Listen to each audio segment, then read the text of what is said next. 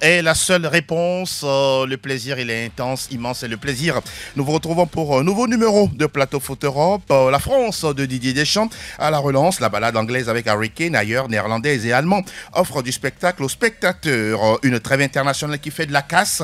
Une cascade de blessés et des joueurs touchés en sélection et incertains pour le rendez-vous des majeurs cette fin de semaine. Pendant ce temps, Arsenal croise Tottenham en Première Ligue. Le FC Barcelone sera chez Gérone. Le Paris Saint-Germain croise Brest. Ça joue également en Italie. La Juve et l'Inter se déplacent. Duel des extrêmes ou duel d'entre David et Goliath, si vous voulez. Austin Kiel qui reçoit le Bayern Munich en Bundesliga. Bien dressé, la table de Plateau Foot Europe. Merci de vous régaler en notre compagnie. Oui, le temps de saluer nos invités à la table. On va commencer par la droite. Vicente Noussoulé, bonjour à vous et bienvenue encore sur ce plateau. Bonjour Angelo, bonjour aux auditrices et auditeurs de la 91.9. C'est un plaisir encore une fois d'être à ce plateau avec de si grandes figures du football européen et togolais. Intéressant. Quelle introduction. Vous avez un t-shirt particulier, c'est quoi qui est écrit là-dessus là? Ouais, ben, vous comprenez mon émotion. Ouais. Le 14, c'est l'anniversaire de la radio. Je suis très bien habillé. N'est-ce pas? Ce matin, je suis vêtu de blanc, à l'effigie de la meilleure radio des sports au Togo et en Afrique. Et en Afrique, oui. Demain, ce sera le 14 septembre. Ça fait quoi, 23 ans déjà? Wow. Je pense que c'est tout simplement exceptionnel. N'est-ce pas? 3 ans dans la même activité, ce n'est pas quand même 23 jours. Et quand on connaît un peu le contexte dans lequel voilà, les sports fonctionnent ici chez nous, je pense qu'il faut quand même jeter des fleurs à cette radio. Voilà, à tous ces journalistes qui ont quand même rendu pérenne cette... l'ancienne comme la nouvelle génération et la future génération. Voilà. À vous également, Franck, Angelo, qui est quand même les piliers de cette radio, on va dire, sans oublier Roméo et Thor et tous les autres. Je pense également à la direction. Exactement. Voilà, bon travail durant ces 23 ans. Nous sommes fiers, nous sommes contents de faire quand même partie de cette légende. Tout heureux de vous avoir à nos côtés et de partager cette aventure. Effectivement, c'est un plaisir partagé. Merci. Mon cher Delanova Tikoun, bonjour et vous aussi, on vous souhaite la bienvenue. Merci Angelo, bonjour à toi, bonjour également à tous ceux à tout ce beau plateau-là. Aujourd'hui, on est tous Vous êtes beau, hein? Merci beaucoup. Le blanc vous va très bien. Ah, merci. Ah oui. Mais sur votre t-shirt, on écrit quoi? Écoute. Sport FM, c'est magnifique. Il y a beaucoup de personnes également qui sont encore à l'écoute. Exactement, on ne peut pas les compter. Ils nous ont toujours suivis et ce matin également, ils ont gardé cette fidélité-là pour pouvoir nous suivre encore. Félicitations à tout le monde et surtout à la Fondation. Exactement. 3 ans de vie. Rester dans la même chose, mais d'une manière... variable, riche également, parce que c'est une radio qui est exclusivement dans le sport et ça se fait dans plusieurs langues. Exactement. En français, en anglais, en thème. Je crois que oui, également en thème. Bon, bientôt en Kabylie, en Losso si vous voulez. Félicitations. Pourquoi pas? Parce que le Togo, en tout cas, c'est un pays ethnique, quoi. Il n'y a rien à dire là-dessus. En tout cas, merci d'être des nôtres. Et Nayo également, merci et bonjour à vous. Good morning. Yeah, good morning, Angelo. Je salue également tout le monde. On parlait tout à l'heure de langue, voilà, l'anglais qui est là. Salut tout le monde également. Et bon, 23 ans pour la radio qui mouille le maillot. C'est quand même vieux, plus qu'un certain Jude Bellingham. Oui, c'est vrai, mine de rien. Pourquoi c'est lui que vous avez choisi? C'est pas même bon. Voilà. Peut-être pour faire plaisir au Madrilène. D'accord. Et donc, voilà, en tout cas, comme les uns les autres l'ont dit, c'est pas facile. Surtout que la matière de cette radio, c'est le sport. Et c'est pas quelque chose, on connaît le Togo, quoi. C'est pas, je sais pas, dans les pays où vous avez le sport qui coule par-ci par-là, on sait comment ça se passe ici. C'est ça. Et donc, pendant 23 ans, il n'y a jamais eu un moment où la radio a été mise en arrêt parce qu'il n'y a pas de travail. Non. C'est ça. Les journalistes se sont quand même... Bon, le Covid était plus fort que tout. Oui, même en ce moment, on a vu des journalistes qui étaient un peu plus créatifs, innovateurs, qui ont innové des trucs toujours pour maintenir la flamme. Justement. D'accord. Donc, c'est pas facile, surtout pour une radio qui ne traite que le sport. La politique, ça roule partout. Vous pouvez trouver à chaque fois. Donc, voilà. Et donc, le sport, c'est pas évident. Et donc, bravo aux fondateurs et à toutes les personnes qui ont maintenir la flamme ici. N'est-ce pas? On rappelle qu'il y a une ancienne génération, une nouvelle et une future qui viendra. De toutes les façons, les hommes passent, les institutions restent. Bonjour Franck, c'est le 14 septembre, nous on est le 13, mais bon, on fait par anticipation. Hein. C'est pas aussi mauvais. Bonjour et bienvenue à vous. Merci Angelo, bonjour à toutes et à tous. Bonjour Vicente, bonjour Della, bonjour Elom. C'est un plaisir de vous avoir ici à nos côtés, c'est très important. Vous avez du talent également, donc autrement vous ne serez pas ici. Donc félicitations à vous aussi d'être toujours là pour nous accompagner. 23 ans dans la vie d'une radio, c'est le lieu d'ailleurs de remercier ce passionné-là qui a eu l'idée de créer cette radio qui nous permet aujourd'hui de répondre un tout petit peu à notre passion depuis notre enfance. Donc l'honorable Joseph Kofi Akoda. Donc voilà, il nous permet de vivre ce qu'on aime faire le plus. C'est très important. Donc encore une fois, félicitations à lui d'avoir cru en ce projet-là. Parce que quelque part ailleurs, il y a souvent des investisseurs, ceux qui assistent la radio. Mais pour le moment, il est seul et il y croit toujours. Donc merci encore une fois à lui et puis aux partenaires. Donc à vous également, Angelo. Donc vous avez su tenir cette émission sur une longue durée après David Assimadi et tout ce qu'on connaît. Exact. Donc l'histoire se crée et continue de se créer. Absolument. Donc voilà, on est très content de pouvoir vivre ces moments-là. 23 ans, c'est de très très longues années avec beaucoup de sacrifices. Beaucoup de volonté, de détermination. Donc voilà, c'est ce qu'on aime faire. On continue de le faire et c'est avec plaisir. Avec beaucoup de passion, beaucoup d'amour. Surtout merci à vous, messieurs, parce qu'une aventure se vit ensemble pour la vie. En tout cas, 23 ans dans une vie et surtout dans une institution, c'est pas du tout aisé. Encore une fois, félicitations à tout le monde et joyeux anniversaire à Radio Sport FM. On rappelle que c'est le 14 septembre. Nous, on ne fait qu'anticiper pour quelques petites heures. Ce sera la grande fête déjà samedi, lundi et tout ce que vous voulez, même durant tout le mois de septembre et même durant tout le mois, tous les mois de 2024 jusqu'au 31 décembre. On remonte le générique de Plateau Foot Europe et on parle de Ligue des Nations pour démarrer. Ligue des Nations, nous parlons des 2 dernières journées, sinon la dernière journée des matchs de poule, en tout cas pour cette équipe de France qui la dernière fois était obligée de se relancer face à la Belgique à l'arrivée. La France, encore une fois, maîtrise les Diables Rouges. C'est comme si la Belgique est devenue des macaronis justement pour les Bleus. À chaque fois qu'on se retrouve, on prend tout, on lèche même les assiettes. 2-0 à l'arrivée pour la France. Vous avez vu un beau match des Bleus à l'arrivée pour cette équipe de France qui devrait se relancer? Beau match, je pense que c'est mitigé. Parce que quand on prend quand même ces 2 matchs-là, on ne va quand même pas prendre celui de la Belgique seulement. On va quand même prendre toutes ces 2 sorties-là. Je pense qu'il faut dire que les performances ont été mitigées. C'est vrai que la France ne nous a pas forcément habitués avec du beau jeu ou avec beaucoup d'émotions. Mais après, je pense qu'il y a beaucoup de choses qui doivent être corrigées. Je ne sais pas si la perche des champs est fatiguée. Elle est critiquée à juste titre ou bien pour vous, c'est trop déplacé? Pour moi, je pense que il va falloir laisser un peu de la place à quelqu'un d'autre. Maintenant, pour le moment... Ça fait 12 ans qu'il est là. Hein. Oui, ça fait 12 ans, c'est wow. C'est une éternité. Sous d'autres cieux, on peut considérer ces 12 années comme une éternité. Mais après, je pense que ça doit maintenant être...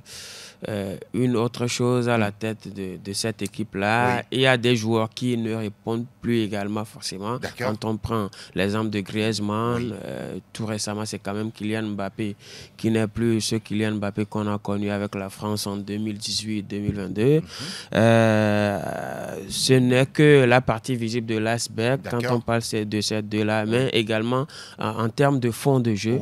Il y a beaucoup à dire. La France ne séduit plus, n'est-ce pas? Carrément. Donc voilà. Mais il fallait quand même cette victoire contre la Belgique pour se relancer. Exactement. La Belgique qui Et c'est pourquoi je ne voulais pas prendre ce match-là comme référence pour, en termes du fait de se relancer pour la France. Mais bon, je pense que c'est un résultat positif. Exactement. Voilà, qui fait quand même du bien au moral de cette équipe et de ces joueurs-là qui peinent également à confirmer en sélection. Exactement, tout comme Ousmane Dembélé la dernière fois qui a marqué, tout comme Randal Kolo Muani. Ousmane, pardon, homme du match. Voilà. Justement, on va écouter l'homme du match, Ousmane Dembélé, buteur dans cette partie face au Diable Rouge. On a eu du mal quand même à rentrer dans le match où voilà, les Belges ont mis tout de suite leur jeu en place. Voilà, on a eu du mal à rentrer dedans. Mais au bout de 20 minutes, on a eu quelques occasions pour pouvoir marquer un but. Et voilà, on est très bien revenu dans le match et on s'est libéré. On a commencé à jouer notre jeu et on s'est créé pas mal d'occasions, avec celle de Randal, celle de Marcus aussi. Et puis on a marqué très vite au bout de 20-25 minutes. Donc ça nous a fait du bien aussi, on s'est plus libéré. On se devait de renouer avec la victoire. Voilà, on va continuer.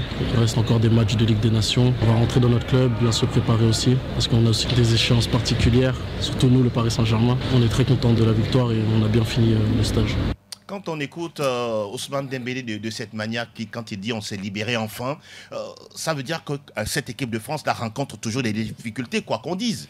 Il y a toujours des difficultés depuis un moment. Et vous allez remarquer que sur ce match contre la Belgique, Didier Deschamps a eu à changer les choses. Mbappé a commencé sur le banc, d'autres joueurs ont commencé sur le banc. Donc oui, il y avait une certaine frustration après ce naufrage collectif face à l'Italie. Il fallait réagir dans cette compétition parce que quoi qu'on dise, la France reste une référence. Ce qui fait le problème, il y a tellement de joueurs avec Didier Deschamps, mais c'est sa vision de jeu qui pose problème. En a-t-il vraiment ? C'est un joueur, quand vous vous souvenez de sa période où il a été joueur, quand vous l'avez vu à Marseille, quand vous l'avez vu à la Juventus Turin, c'est quelqu'un qui joue un football béton. Ce n'est pas un football élaboré, un football de génie qui fait applaudir, non. Juste pour lui, c'est de faire la différence et de marquer. Alors, depuis un moment, tout le monde en a marre de cette façon de jouer. Ils l'ont fait. Ils ont gagné la Coupe du Monde en 2018. Ils ont été finalistes en 2022. Mais ça ne suffit pas. Depuis, ça reste un football, on va dire, qui ne séduit pas. On pourra dire ordinaire. Ordinaire. Voilà. Il ne crée pas. Il n'utilise pas à bon escient les joueurs qu'il a. Voilà, donc, ça fait problème depuis. Et on pense que oui, il est temps maintenant qu'il parte. Mais je ne suis pas sûr qu'il est prêt à partir. Parce que c'est un sélectionneur très têtu. Mais pour le moment, la France ne séduit plus. Et Kylian Mbappé est en train de plonger. Griezmann, depuis un moment. Donc, ce n'est plus ça. Il y a beaucoup de problèmes. Ça parle. Ça doit continuer de parler. Oui, vous le dites si bien, parce que Kiki n'a pas du tout ménagé Didier Deschamps. Il critique son entraînement, il critique également ses choix de joueurs, il critique sa façon de parler aux joueurs. Oui, lui-même sa forme. Oui, bon. On parle de Kiki qui critique l'entraîneur. Est-ce qu'aujourd'hui, ce sont des critiques que vous trouvez justifiées vis-à-vis de Didier Deschamps? Oui, moi je trouve ces critiques justifiées. En tout cas, si vous êtes une nation qui ne gagnait pas peut-être avant, son football, parce que lui ne met que devant les résultats en fait. N'est-ce pas? Si vous êtes une nation qui ne gagne pas, et bon, tout de suite vous avez le résultat, peu importe la façon de jouer, on l'accepte. Nous sommes Togolais, on en sait quelque chose. Mais si vous êtes une nation qui est habituée désormais à gagner, à aller très loin dans des compétitions, les gens veulent voir autre chose que le résultat. Parce que là, la France, déjà, ils ont gagné la Coupe du Monde 2018. Désormais, ils sont quasiment en demi-finale minimum dans toutes les compétitions. Donc, les gens veulent voir quelque chose d'autre que Deschamps, on sait, son football, c'est une défense solide. Et bon, devant le tout pour Mbappé, quand on envoie la balle devant, les individualités dans l'attaque vont faire la différence. Maintenant, on constate que les individualités devant Mbappé n'est plus Mbappé. On le sait, donc il ne fait plus tellement la différence. Ces problèmes dans le jeu existaient depuis. Mais pourquoi a-t-il du mal à créer du jeu? Didier Deschamps peut réfléchir autrement. Je pense pas que c'est pas dans son. Je pense pas qu'il a ça dans son ADN. C'est un monsieur, comme vient de le dire, un vrai conservateur. Oui, un conservateur, c'est lui, c'est un casseur en milieu de terrain. C'est pas le joueur qui va se faire remarquer, par exemple, par sa vision, sa technique de jeu en étant même joueur. Et donc aujourd'hui, ça fait que il a quand même beaucoup de joueurs, même si le problème aussi, c'est que dans son effectif aujourd'hui, on n'a pas tellement de joueurs créatifs. Il n'y a pas de génie. Il n'y a pas de génie. Le seul que vous avez, c'est Griezmann, mais depuis un certain moment, on constate que lui aussi, il est en baisse de forme. On le balance partout sur la pelouse, tantôt c'est sur l'aile, tantôt c'est parce qu'entre-temps aussi, il y a eu cette histoire de Capitana qui est passée par là et tout ça. Donc je pense qu'aujourd'hui, le discours est usé. Il y a également une cassure et voilà, ça ne passe plus. On va écouter un autre cadre de la sélection belge avant de retrouver Delanov. C'est Kevin De Bruyne de Manchester City qui dit à un moment donné qu'il en a marre de voir toujours la France les battre en compétition. Et on va l'écouter. Il a parfaitement raison. Franchement, je ne sais pas ce qui se passe. Nous, on joue plutôt bien avec plein d'équipes dans le monde. On a une nouvelle équipe, mais ça va. On arrive à faire des matchs plutôt bons. Mais toujours avec l'équipe de France, on perd. On perd à la Coupe du Monde, on perd à l'Euro, on perd dans tous les endroits importants. Je ne sais pas pourquoi, mais on ne va pas continuer à avoir le seum toute notre vie avec eux. C'est quelque chose de grave. Donc, à un moment donné, il faut changer ça. Là, on a encore perdu. J'en ai marre, là. Ah oui, ça c'est du Kevin De Bruyne.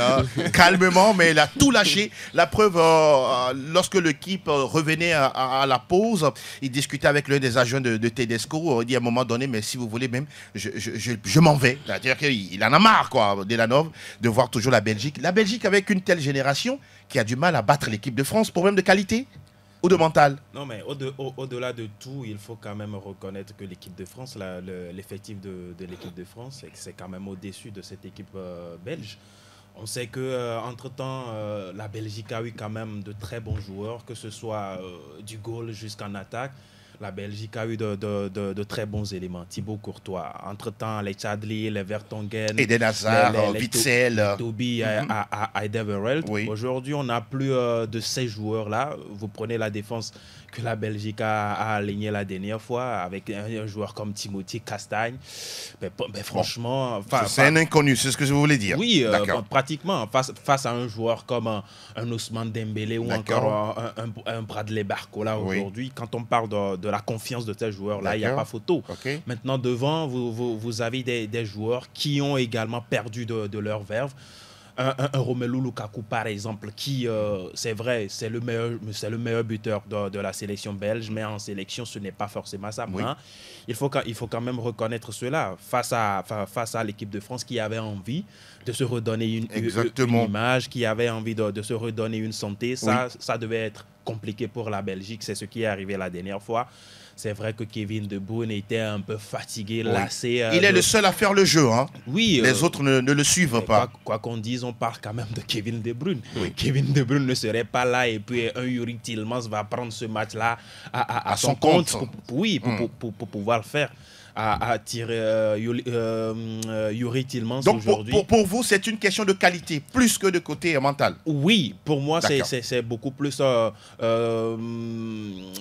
manque de qualité de la part de la Belgique aujourd'hui. Mais sur cette rencontre, on a eu une équipe belge qui a fait le quart d'heure, mais derrière, après, on a vu l'équipe de France qui est rentrée dans son match avec Ousmane Dembélé par ici, Kolo Muani par là, tous deux buteurs. Pour moi, je pense que Kevin De Bruyne devait être un peu mesuré dans sa sortie. Oui, il devait être un peu Kevin De Bruyne n'a plus 20 ans. Il va tout doucement vers la fin de sa carrière. C'est sur un match. Ils ont gagné face à l'Israël. Ils n'ont pas parlé comme ça. Il parle de la France. Il parle de la France. Il les bat partout, dans la chambre, dehors, dans le salon. C'est de la frustration. Quand vous faites battre par la même sélection en Coupe du Monde, à l'Euro, dans les grands rendez-vous, à un moment donné, on est frustré, on est embêté. Même au moment où la France aussi n'est pas en forme, la France le bat toujours. Il y a un problème. La France qui vient de perdre contre l'Italie 3-0 et qui vient battre quand même la Belgique. C'est la Belgique. Moi, je dis quand même qu'il y a des joueurs de valeur. À commencer par De Bruyne. Il y a Tillmans, des joueurs qui ont quand même de la valeur. Il y a d'autres joueurs qui peuvent tenir, qui peuvent tenir peut-être à cette sélection française. Mais ça ne va toujours pas. Moi, je pense que c'est un peu l'instabilité. Vous savez que Martinez est parti. Oui. Et au lendemain de son départ, il va falloir remettre les choses en place. Tedesco, il n'est pas très connu avant son arrivée sur le banc belge. Donc peut-être qu'il n'a pas encore, on va dire, la vision qui permet à ces joueurs de bien s'épanouir. Oui, avec de faire son style de jeu. Son style de jeu embête un tout petit peu. De Bruyne ne veut pas le dire, il le sait. Voilà pourquoi il dit, à un moment donné, je pourrais partir. Voilà. Et Courtois qui dit, moi, je ne viendrai pas s'il est là. Exactement. C'est qu'il y a un problème. Aïe, aïe, aïe. Donc voilà, il va falloir chercher le problème et corriger tout ça. N'est-ce pas?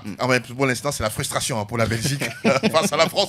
Messieurs, on a vu également Pays-Bas-Allemagne, 2 buts partout. On a vu chaque sélection a eu son temps fort dans ce gros match. 2-2, 4 buts à l'arrivée entre Allemands et Néerlandais. Oui, c'est un match dans lequel, comme vous l'avez dit, les deux sélections ont eu leur temps fort. On parle quand même de 2 grandes sélections. Oui, même si l'Allemagne, en termes de palmarès, en a plus que le Pays-Bas. C'est quand même 2 sélections qui se retrouvent à l'heure où on se parle, on peut dire. Exactement. Parce qu'on sait que l'Allemagne et les Pays-Bas ont eu des traversées du désert. Et c'est maintenant, ils sont en train de se reconstruire. Et donc, c'est un match, on a vu, nous ont montré beaucoup de choses avec du côté également de Nagelsmann qui a essayé autre chose. C'est pas à l'arrivée le résultat, on ne peut pas dire que c'est catastrophique, c'est quand même les Pays-Bas en face, demi-finalistes de l'Euro récent. Et donc voilà, je pense que les 2 sélections se sont séparées, dos à dos en bons amis, et voilà, c'est bon pour vous le dites si bien, en bons amis. Voilà, Reinders et puis Dumfries ont marqué pour les Oranges, et puis de l'autre côté c'est Undav et puis Kimmich. Voilà, justement, qui ont marqué pour la Nationalmannschaft. On évoque Angleterre-Finlande. À l'arrivée, ce 2-0 avec un doublé d'Harry Kane, Vicente, mine de rien, 100e match, 67e, 68e but, il ne manque que ce trophée-là, pour couronner le tout. Je pense que ça va venir cette année. Avec le Bayern. Avec le Bayern. C'est ce que vous sentez? Ouais, le Bayern va reprendre les choses en main. D'accord. Il a déjà gagné un trophée, non? Non, mais c'était vous n'êtes pas sérieux. C'est un trophée que je pourrais gagner également. Maintenant, d'accord, allez-y. On attend de voir un trophée officiel avec Harry Kane. Il faut dire que c'est un attaquant excellent, un buteur imparable. Il a encore démontré sur ce match-là, doublé. Et il a tout simplement parlé de ses inspirations en zone mixte. Il a parlé de Cristiano Ronaldo et de Lionel Messi, qui sont ses sources d'inspiration depuis qu'il est jeune. Donc maintenant, il a pris de l'âge et il est en train de marcher sur les pas de ces idoles-là. Maintenant, il n'y a rien qui étonne de la part de Harry Kane. Aujourd'hui, son 6e et son 8e réalisation au niveau de l'Angleterre. C'est tout simplement exceptionnel. 100e sélection. Je pense que rares sont ces joueurs-là qui ont réalisé ces choses avec leur sélection. Et on espère le voir avec le Bayern en Ligue des Champions. Et en Bundesliga cette année, brandir son tout premier trophée officiel de sa carrière. Avec une telle carrière et puis voilà, un tel palmarès, mais un tel parcours, je voulais dire. On ne peut pas rêver d'une plus belle soirée. N'est-ce pas? Pour l'Angleterre. 100e et doublé. Et doublé. C'est inoubliable. Ce serait encore meilleur s'il mettait un 3e but, pour un triplé et gardait le ballon. Ça serait encore magnifique. Palmarès individuel. On ne peut pas tout avoir dans la vie. On ne peut pas tout avoir. Franck, je reste avec vous parce que Pep Guardiola serait lorgné par la fédération anglaise pour prendre le banc des Three Lions, parce qu'actuellement c'est Lee Carsley qui est là, mais en mode intérimaire. Vous voyez ça comment? Non, c'est quelqu'un, on peut le dire, a depuis compris la mentalité du football anglais, un peu l'ADN du football anglais. Si vous prenez juste le club qu'il dirige, qui n'a jamais réussi des performances qu'il a aujourd'hui, mais c'est sous Pep Guardiola qui a su transformer, on va dire, Manchester City, qui l'a fait grandir dans ce championnat-là. Donc je pense qu'il connaît depuis un moment la mentalité du football anglais. Les Anglais créateurs du football n'ont eu, on va dire, qu'un symbole depuis 1966, qu'ils ont gagné la Coupe du Monde. Mais ça date déjà. Ceux qui ont les calculettes, faites, allez-y. Peut-être ça fait 68 ans, je ne sais pas. Donc, ils ont envie de créer quelque chose et de s'imposer sur l'échiquier européen et puis mondial. Voilà, donc peut-être pourquoi ils sont en train de faire des pieds et des mains pour attirer le technicien espagnol. Il a prouvé partout où il est passé qu'il était bien. Et beaucoup disent même qu'il pourrait prendre, après même la sélection espagnole, Donc les Anglais veulent sauter sur l'occasion et peut-être l'attirer en proposant des choses intéressantes. Bon, on verra bien ce que ça peut donner. Sinon, l'Angleterre, 2 fois finaliste et se louper de la sorte, c'est pas bien pour une grande nation de football comme l'Angleterre. Vous le dites si bien parce qu'à part Pep Guardiola, on parle également de Graham Potter, l'ancien de Brighton, qui est passé également à Chelsea, et Frank Lampard également, qui serait sur une shortlist. Oui, ça vous dit quoi déjà, Dela? La question que je me pose, est-ce que Pep Guardiola, à la tête d'une sélection, ferait quand même un très grand... C'est la question que je me pose. Vous avez des doutes? Non, pas de doute. Mais c'est une question qui m'a traversé l'esprit quand j'ai terminé. Il n'aura pas la même réussite? Pas forcément la même réussite. Dans la mesure où, quand on prend le projet de Pep Guardiola, c'est quelqu'un qui est toujours dans la régularité. D'accord, travailler au quotidien. C'est un travail de chaque jour. D'accord. Est-ce qu'aujourd'hui, transporter cela à la tête d'une sélection où les joueurs viennent en sélection peut-être 2 mois, une fois dans 2 mois, c'est la question que je me suis posée. Mais connaissant le joueur, c'est quelqu'un qui est un perfectionniste. L'entraîneur. Bon, ancien joueur. Connaissant le monsieur, c'est quelqu'un qui est un perfectionniste. Il peut également transporter cela à la tête d'une sélection. Et quand on prend le groupe ou bien tous les joueurs qu'a cette sélection d'Angleterre. De très bons joueurs. De très bons joueurs. Declan Rice, Jack Grealish. De la défense jusqu'en attaque. Un Harry Kane. Avoir un Harry Kane, par exemple, en sélection. Ne pas avoir ils sont énormes, ils sont nombreux. Et surtout au milieu de terrain également, de très bons joueurs. C'est tentant, hein? C'est tentant. À la même temps, au même moment, il faut quand même se poser cette question. Est-ce qu'il pourrait transporter cela? On avait posé la même question sur Mourinho à un moment donné. Oui, pour moi, Mourinho pour le Portugal. Mourinho, par exemple, avec son projet de jeu, je crois que ça peut marcher avec une sélection. Parce que cadenasser derrière, mettre un but et puis voilà, on va plus rien là. Cadenasser et puis jeter la clé dans la mer. Par rapport à un Guardiola où on sait que ça peut marcher en France. En France, c'est Mourinho. Voilà. Et on sait qu'avec Guardiola, tout est ficelé, tout est calculé. Je me pose s'il aura assez de temps pour pouvoir mettre cela à la tête d'une sélection. Pour moi, il y a certains entraîneurs qui ne sont pas faits pour les sélections. Quand on prend Guardiola, par exemple, c'est quelqu'un qui, dans le système de travailler, diffère carrément d'un système de sélection. Je pense que les sélections, c'est quand même, les regroupements sont sporadiques, c'est par moment. Donc je ne vois pas Guardiola en train de travailler avec des joueurs qu'il retrouve 3 mois. Et donc, selon moi, je pense que Guardiola n'est pas forcément fait. Ça y est, son profil, c'est vrai qu'il est l'un des meilleurs techniciens de l'histoire du football. Il a les capacités, les qualités d'entraîner une sélection. Mais comme Delanov le disait, est-ce que cela...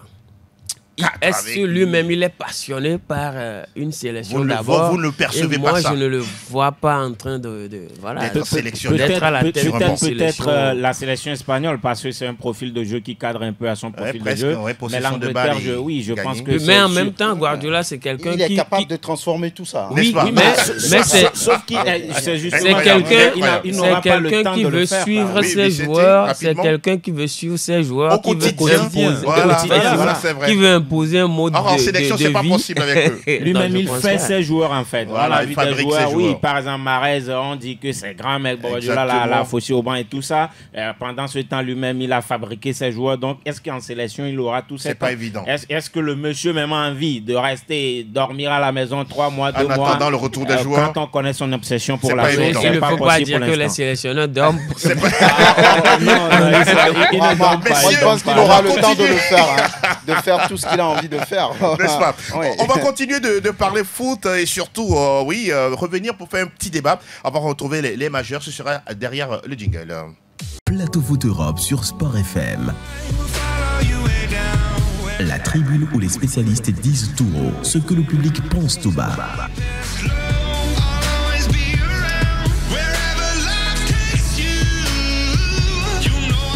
Messieurs, on va ouvrir une petite parenthèse concernant justement cette trêve internationale qui fait de la casse, joueurs très exposés, calendrier surchargé. Je vais vous faire juste une lecture succincte des joueurs déjà blessés lors de la trêve, la dernière trêve. Vous avez par exemple au Paris Saint-Germain, Warren Zaïre-Emery, Désiré Doué, Vitinha. Du côté du Real Madrid, on a Tchouaméni, Camavinga, Ceballos ou encore Eder Militao. Du côté du Barça, il y a Fermin Lopez, Juventus, Francisco Conceição, Ismaël Benasser du côté de Milan AC, du côté d'Arsenal, Calafiori, Odegaard, Mikel Merino, voilà. Autant de joueurs voilà, blessés lors de la trêve internationale. Pendant ce temps, la FIFA vous dit, mais vous n'avez pas le droit de refuser une convocation faite par votre sélection nationale dans l'annexe 1 de l'article 1 du recueil juridique de la FIFA. Tout ça, à un moment donné, est-ce qu'on ne peut pas le mettre de côté parce qu'après tout, on pense à sa vie, on pense à sa carrière. Oui, c'est quand même pas des robots qui jouent, c'est des humains. Quand je prends par exemple la sortie d'Upamecano la dernière fois qui dit « J'espère bien qu'il pense aux joueurs ». Ça veut dire tout ce que ça veut dire. S'adressant à la FIFA et... Voilà, ça veut dire tout ce que ça veut dire. Quand Alexander Seferin et puis de l'autre côté Gianni Infantino ne font que rajouter chaque année des compétitions. Mais 80 matchs par saison, c'est quand même pas des robots. Maintenant, que fait le syndicat des joueurs? Oui, la FIFPro. La question se pose. D'accord. Parce que là, vous l'avez dit, oui. Il y a tellement de joueurs qui se blessent. Exact. Il y a des joueurs qui ont, on va dire, un physique fragile. Dès qu'il y a trop de surcharge, ils ne supportent pas. Maintenant, on dit, oui, ils sont bien payés, donc ils doivent se donner. Ce n'est pas forcément ça. Il faut vraiment protéger l'intégrité des joueurs. Sinon, à un moment donné, ces compétitions qu'ils créent, on va dire, au goût du jour... Va manquer de qualité selon vous? Justement, parce qu'il n'y aura pas des joueurs forcément qui peut-être vont simuler des maladies, qui vont simuler des blessures et qui vont refuser. C'est très difficile quand même de dire non à son pays, mais on risque d'avoir ça à l'arrivée. Ce qui est bizarre, Delanov, avant de retrouver les autres, c'est que ces joueurs-là, soit sont blessés en match officiel de leur sélection, ou même lors des séances d'entraînement. Vous prenez des joueurs, par exemple, comme Ismaël Benasser, c'était à l'entraînement, il a été touché, et d'autres, mais visiblement, même à l'entraînement, il y a un coéquipier qui peut vous marcher dessus, vous faire un tacle, et puis voilà, vous êtes blessé. Ça pose beaucoup de questions. On sait que l'ennemi premier de tout athlète, c'est quand même les blessures. Et personne ne peut voir venir une blessure. Et on sait également que depuis longtemps, ce virus-là, comme on l'appelle souvent, le virus FIFA ou bien journée FIFA, oui. Et c'est encore arrivé pour tous ces joueurs-là. C'est vrai qu'il y a beaucoup de joueurs aujourd'hui, en tout cas de nos joueurs, on a quand même de joueurs qui sont extrêmement fragiles. Et en tout cas, l'enchaînement de ces rencontres font aujourd'hui, l'enchaînement fait quand même aujourd'hui que ces joueurs n'arrivent plus à supporter le rythme. Et tenez-vous bien, la qualité des rencontres qu'on a aujourd'hui, ce n'est rien comparé par rapport à ce qu'on a il y a 10 ans, par exemple. Et aujourd'hui, on sent véritablement que dans quelques mois, on aura encore la Coupe du Monde des clubs qui s'annonce déjà avec ce que... Le nombre qui est rallongé. Le nombre qui est rallongé. Avec tout ce que d'équipes, bien sûr. Oui, le nombre d'équipes. Avec tout ce qu'on a vu depuis la Coupe du Monde. Exact. La Coupe du Monde, il y a eu l'Euro. Aujourd'hui, d'autres sont quand même partis pour jouer la Copa América, la CAN et tout ça. Il y a eu l'Euro dernièrement, les championnats. Les joueurs ne se sont pas vraiment reposés avant d'enchaîner avec une nouvelle saison. Il y a Kevin De Bruyne qui disait, entre la saison 2024-2025 et puis le début de la saison 2025-2026, les joueurs n'auront que 3 semaines pour pouvoir récupérer. C'est incroyable quand même. C'est quand même incroyable. C'est hallucinant tout simplement. Il va falloir que ces dirigeants-là, certes, ils pensent au capitalisme, ils pensent quand même à l'argent, mais après, il faut quand même se dire que ce sont des joueurs qui vont rapporter de l'argent. Et à un moment donné, il va falloir que la FIFPro également se fasse quand même entendre sur le cas de ces joueurs. Ce qui est quand même curieux, mon cher Elom, avant de retrouver Vicente, je me pose encore la question, est-ce qu'un joueur est capable de refuser une sélection, sachant qu'en arrivant, peut-être, j'ai dit bien peut-être, il pourrait se blesser? Oui, ils ne sont pas capables parce que déjà la FIFA ne le permet pas. Si vous refusez une sélection, ce sont des sanctions qui vont s'en suivre. C'est pourquoi certains font des blessures diplomatiques. Il y a certains, c'est pas forcément parce qu'ils sont vraiment blessés, mais parce que le taux de match par mois, par tout ça fait que bon. Mais le médecin ne peut pas vérifier tout ça? Ah oui, les médecins, vous connaissez vous connaissez le monde dans lequel on est aujourd'hui. Tout ça peut être vu déjà. N'est-ce pas, une petite complicité. Voilà, et donc aujourd'hui, il y a beaucoup de joueurs qui font ces blessures diplomatiques et tout ça. Mais je ne pense pas que le problème, c'est malheureusement, les sélections sont victimes en fait. Parce que les éliminatoires, tout ça, on doit les jouer par exemple. Surtout quand on prend le cadre par exemple de l'Afrique où les éliminatoires de cette CAN 2025 est tellement speed et rapproché. Justement, on doit les jouer, mais je pense que c'est plutôt l'augmentation, en tout cas le rallongement des compétitions en club qui fait maintenant que les sélections sont victimes. Par exemple, on vient de le dire, la Ligue des Champions désormais, c'est plus de matchs. Exactement. Il y a la Coupe du Monde des clubs qui va venir et tout ça. Les compétitions domestiques, les coupes nationales. Le problème, c'est que les joueurs même ne parlent pas en fait. Vous avez très peu ça vous étonne. Et ça m'étonne. Vous avez très peu de sélectionneurs, peut-être ce sont les cadors, Guardiola, Klopp, Mourinho, exactement, qui parlent justement de ça, exactement. Peut-être, je sais pas, le coach de West Ham, peut-être qu'il va parler, par exemple, parce que, oui, on vous dira que c'est le business, et avec ça, on les paye, tout ça, mais il va falloir, la santé aussi, c'est très important. Et les joueurs aussi, oui, c'est vrai, eux aussi, quelque part. Ils ne sortent pas, ils ne parlent pas. Ils ne parlent pas, vous avez aussi eux aussi qui rentrent dans des bras de fer avec des clubs parce que, bon, augmentation de salaire, tout ça. Exact. Et donc, tout ça font que, bon, les clubs, des fois, se disent, bah, c'est avec ça on vous paie, c'est avec ça on augmente vos salaires. Soit vous acceptez ou soit vous partez. Soit vous acceptez, vous partez. Mais il va falloir, à un moment donné, que les joueurs eux-mêmes sortent et parlent. Ils ont des syndicats. Oui, bien sûr. Mais il va falloir qu'ils agissent. Parce que ce sont eux les premiers acteurs. Mon cher Vicente, votre analyse? Oui, on a comme l'impression que c'est sur un marché où il y a quand même une course au revenu. Entre les instances, quand on prend la FIFA qui augmente chaque saison par stratégie ces matchs, quand on prend également l'UEFA qui en fait, c'est tout simplement décevant de la part de ces instances-là de mettre ou bien ces joueurs-là sous des charges physiques tout simplement exceptionnelles. Maintenant, ce qui cause les blessures et il ne faut pas oublier que les clubs aussi sont très intelligents en inventant des blessures pour certains joueurs. Et leur permettent de ne pas passer en sélection. Effectivement, quand on prend, par exemple, cette blessure de Tchouaméni exactement, ou de Mendy, oui, qui sont retournés.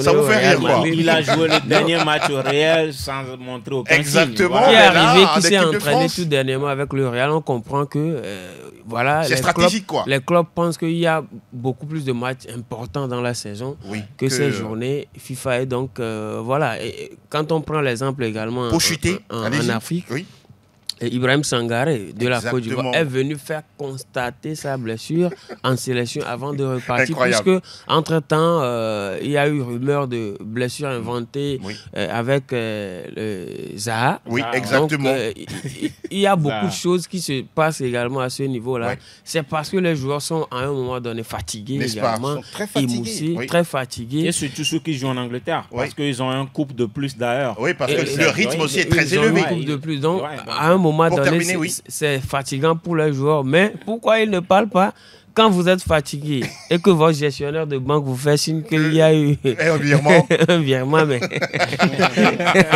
vous passez à autre chose. Mais en gros, je pense que la santé est plus importante que tout, comme l'homme l'a dit. Surtout éviter des crises cardiaques sur les terrains, parce que c'est des choses également qui arrivent pour 10 secondes pour terminer. Ça agit sur le spectacle sur le terrain. Absolument. On l'a vu à l'Euro récent, on n'a pas eu vraiment de bons matchs de qualité à l'Euro. Donc voilà, il va falloir revoir tout ça. On veut vivre encore le foot, n'est-ce pas? Le vrai foot.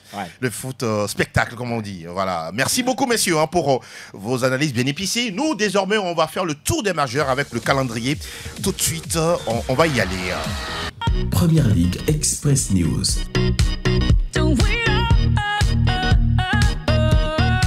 Et voilà, les fans et supporters qui retrouvent l'ambiance des stades. Première Ligue avec la 4e journée. Manchester City, samedi, qui accueille Brentford. On rappelle qu'il y a déjà mardi, il y aura la nouvelle mouture de la Ligue des Champions. On sera là lundi pour en parler. City qui accueille Brentford, Nottingham Forest ira chez Liverpool. On aura Brighton et Ipswich Town. On aura Aston Villa face à Everton. Bournemouth croise Chelsea. Dimanche, le derby du nord de Londres entre Tottenham et Arsenal. Là aussi, une cascade de blessés.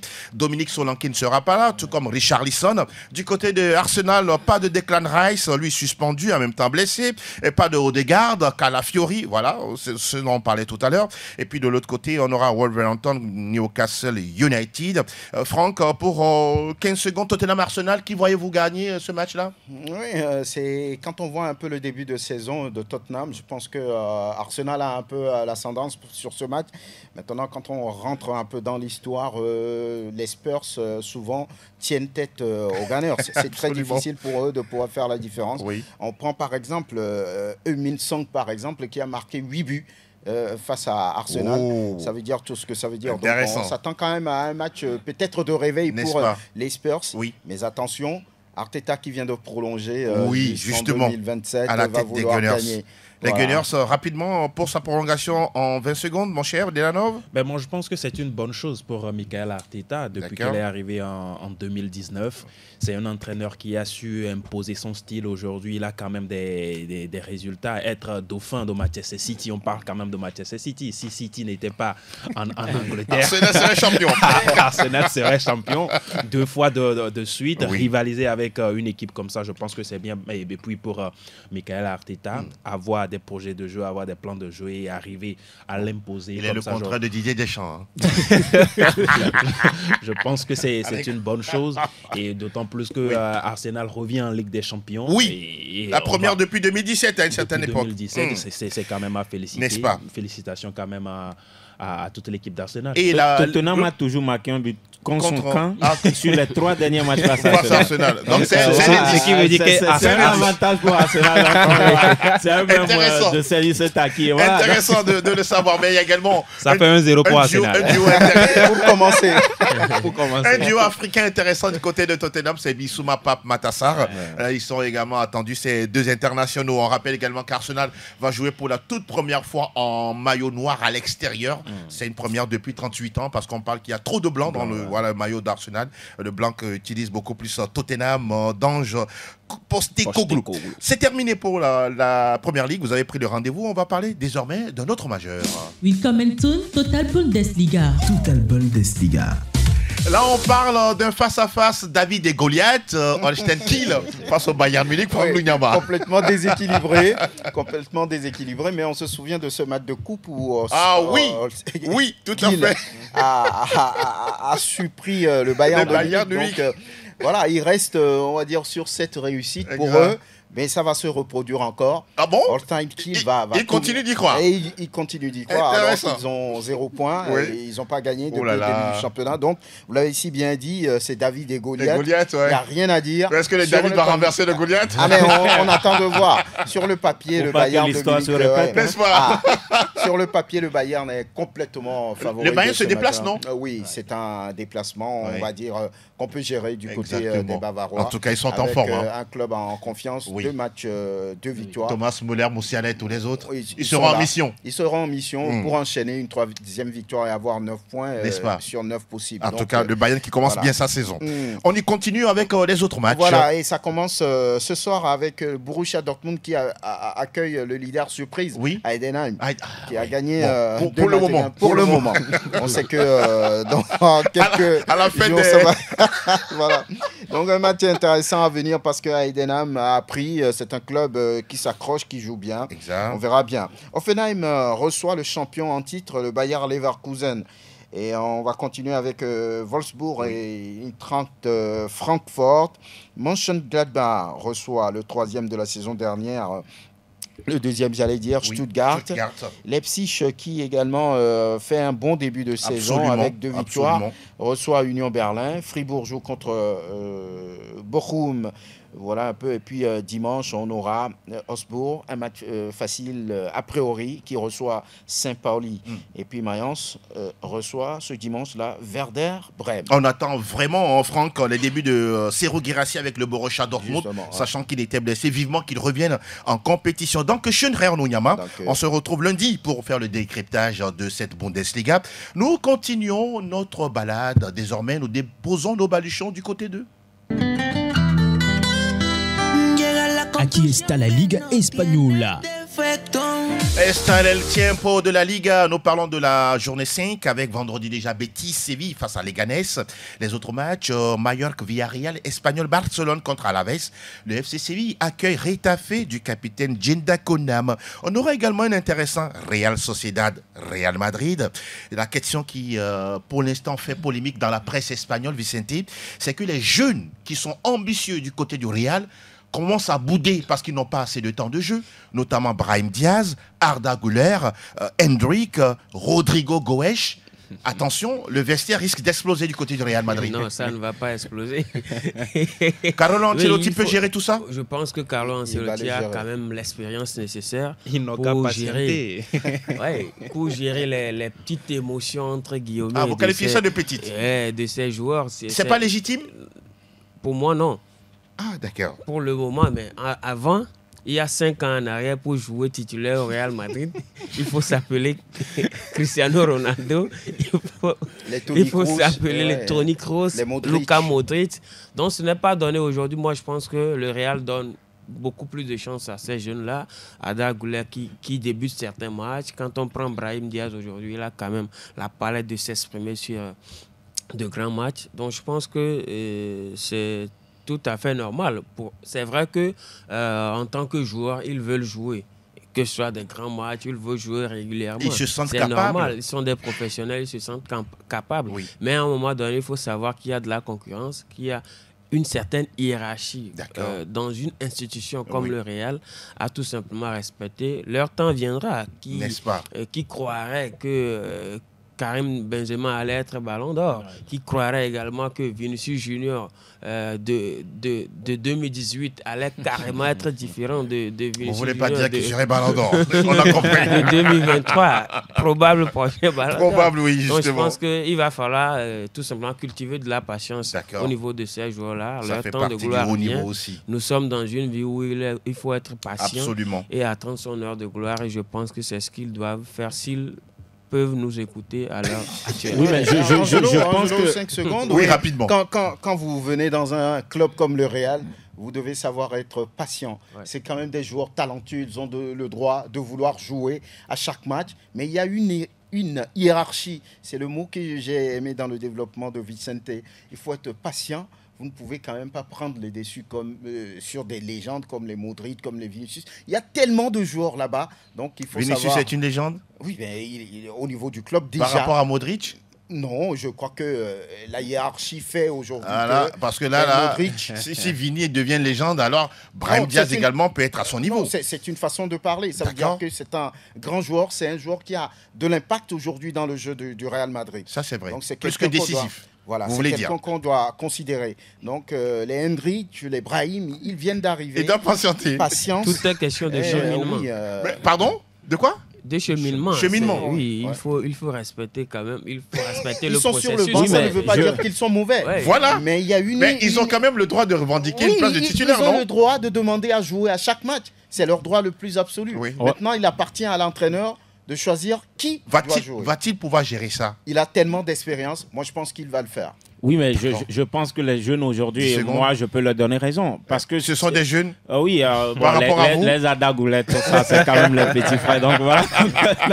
D'accord, oui, je veux dire que ce qui provoque aujourd'hui ça, c'est le rendement de ceux qui sont devant eux, en fait, sur le terrain. Vous avez ces débuts de saison, Kylian Mbappé, Modric, tout, ils ne sont vraiment pas en forme.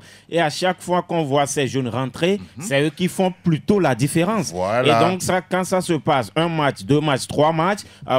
On connaît aujourd'hui le monde médiatique du foot. Très vite, ça va leur monter à la tête. Peut-être qu'ils vont se dire qu'ils ne sont pas reconnus à leur juste valeur. Oui. Même jusqu'aujourd'hui, c'est pas que même Rodrigo aussi. Moi, j'ai l'impression qu'il n'est pas reconnu à sa juste valeur aujourd'hui. Parce que justement, il a été beaucoup plus décisif dans ses débuts de saison que par exemple Mbappé ou Vinicius. D'accord. Mais c'est lui, donc je pense que ces jeunes ont quand même raison. On rappelle que fait comme Ousmane Dembélé. Oui, mais voilà, et partir. On va dimanche, on aura des matchs comme Celta Vigo, Real Valladolid, Gérone, Barcelone. Justement, on annonce le retour de Gavi à l'entraînement pour les Barcelonais. Bonne nouvelle? Oui, une bonne nouvelle pour le football. Une coup durée peut-être. Oui, pourquoi vous dites ça? Souvent, vous êtes kiné? Lui avec Pedri, il revient et puis bon, voilà. Vous n'êtes pas sérieux. Pour le moment, c'est ça c'est sa toute première grave blessure. Oui, donc, lui n'a pas encore fait des allers-retours. Donc pour Gavi, c'est une bonne chose. On a annoncé également le retour d'Ansu Fati également. Je ne sais pas si ils seront dans le groupe voici quelqu'un aussi pour pouvoir disputer. C'était le Messi entre-temps. Vous n'avez pas la parole, moi. On rappelle que Joshua Kimmich, serait partant pour le FC Barcelone en 2025, je le rappelle. On attend de voir. Jamal Musiala. Oui. Bon, arrête avec ça. En tout cas, on ne fait que donner des informations, mon cher Elon. C'est lui aussi qui l'a maintenant. Vous avez peur, n'ayez pas peur. Mais il faut le rappeler, Gérone, la saison passée, a battu le Football Club Barcelone. C'est une équipe que le Barça a du mal à gagner. En aller et retour. Comme au retour. Voilà, vous le dites si bien. Merci pour la précision. On va continuer de parler foot européen. Désormais, on va dans l'avant-dernier majeur. Benvenuto Calcio Italia. Nous sommes en Italie et on va suivre les prestations de l'Inter Milan et de la Juve qui seront à l'extérieur pour cette journée. Oui. Quand on parle de la Juventus de Turin, c'est une équipe qui va très bien en ce début de saison, 2 victoires et puis 1 match nul. Et la Juventus de Turin sera sur la pelouse d'Empoli. Demain samedi sur le coup de 16h. Oui. Et Empoli également en ce début de saison. C'est vrai qu'il ne sera pas attendu pour disputer. Ils ont déjà une victoire. Ils ont déjà une victoire. C'est 4 points à leur actif actuellement. Ça va bien pour Empoli en 3 victoires, en 3 matchs, avoir 4 points. On peut dire que ça peut le faire en ce début de saison. 5, non? Oui. Une victoire et 2 matchs nuls, c'est ça? Oui, justement. Franck, c'était mathématicien à la matière. Et Empoli qui est classé 7e au classement. Justement. Voilà. On va parler également du promu Como. Como qui va réceptionner Bologne. Là c'est en italien, là. Como. Oui, c'est bien intéressant. C'est pas comme. Non, pas du tout. Ils ont pris le Como de Como Esta. Intéressant. Como qui va réceptionner Bologne, comme je le disais. Bologne est de retour. Non, pas encore. Bologne, qui la saison écoulée était cette équipe-là, qui jouait très bien avec Thiago Motta. La sensation, la saison écoulée, qui vont jouer également pour la première fois la Ligue européenne des champions. Incroyable. On attend de voir ce week-end. Ils doivent normalement se relancer face à Como. Como également qui ne va pas bien. C'est un seul point depuis le début de cette saison. La preuve, ils sont derniers du classement. Ils sont derniers du classement et Bologne également dans la zone rouge. C'est un duel des mal classés. On attend de voir ce que les Rossoblu vont faire face à Como. Dimanche, on va parler dimanche. Dimanche, l'Inter Milan sera sur la pelouse de l'AC Monza à 18h45. Mais bien avant, on aura l'explication entre Cagliari et puis le Napoli. L'Atalanta également. L'Atalanta Bergame également va recevoir à domicile la Fiorentina et puis à la même heure, c'est-à-dire à 13h, Torino joue Lecce. Lundi, vous avez 2 rencontres, si vous voulez, on peut revenir lundi. Non, on en parlera lundi, ne vous inquiétez pas. Il n'y a pas de souci. Mais on rappelle que la Roma joue chez le Genoa également. Justement. Paulo Dybala est toujours là. D'accord. Et voilà ce qu'on peut retenir du côté de la Serie A italienne. Grazie mille, mon cher Delanov qui est un Italien, c'est rare. Il devait être bulgare, mais il a préféré être italien. On va terminer avec le dernier majeur. Total Info Ligue 1. Nous parlons du 4e acte de la Ligue 1 déjà vendredi. Saint-Etienne, qui est le club, le 2e club le plus titré de France. 10 titres derrière le Paris Saint-Germain qui en a 12. Plus que Marseille. Qui a 0 points. La prochaine fois, vous sortez de la classe. Saint-Etienne qui accueille Lille. Voilà, match intéressant parce que Saint-Etienne qui est à la quête de sa première victoire de la saison. On attend de voir. Samedi, Marseille croise Nice. Là aussi, c'est un match intéressant avec Mason Greenwood qui est l'homme à tout faire pour le moment de l'Olympique de Marseille. Auxerre accueille Monaco. Le Paris Saint-Germain qui accueille Brest. Un petit mot justement sur cette guerre entre Kylian Mbappé, de l'autre côté, et le club francilien, Franck. Kylian qui réclame 55 millions d'euros pour impayé. Un club qu'on a aimé, qu'on a dit, on a voulu être justement joueur de ce club, et derrière on lui fait un procès. Oui, quand le club a peut-être fait une mauvaise gestion ou bien une mauvaise direction sur certains plans. Mais ça ne pardonne pas. C'est dans un contexte professionnel. Où est-ce qu'on met l'amour qu'on avait pour le club? Non, il a travaillé. Il doit être payé. D'accord. Je ne sais pas pourquoi aujourd'hui le Paris Saint-Germain ne veut pas payer et demande plutôt, on va dire, une décision de justice. Oui. 55 millions, faites le calcul. Wow. Ça fait sur 3 mois, 60, on parle de 60 milliards. Mais pourquoi vous voulez le torturer? Vous voulez le torturer, Franck? Non. Voilà, ça là, et j'espère qu'ils vont trouver, on va dire, le juste milieu. Incroyable. Pour ne pas aller au clash. Vivement. Et Rennes joue dimanche face à Montpellier. On aura également Nantes-Reims, Toulouse, Le Havre ou encore ceux qui aiment Lyon. Oui, Lyon, on va jouer en déplacement chez Lens à partir de 18h45. Messieurs, tout doucement, on est arrivé au terme de cette émission, mais on va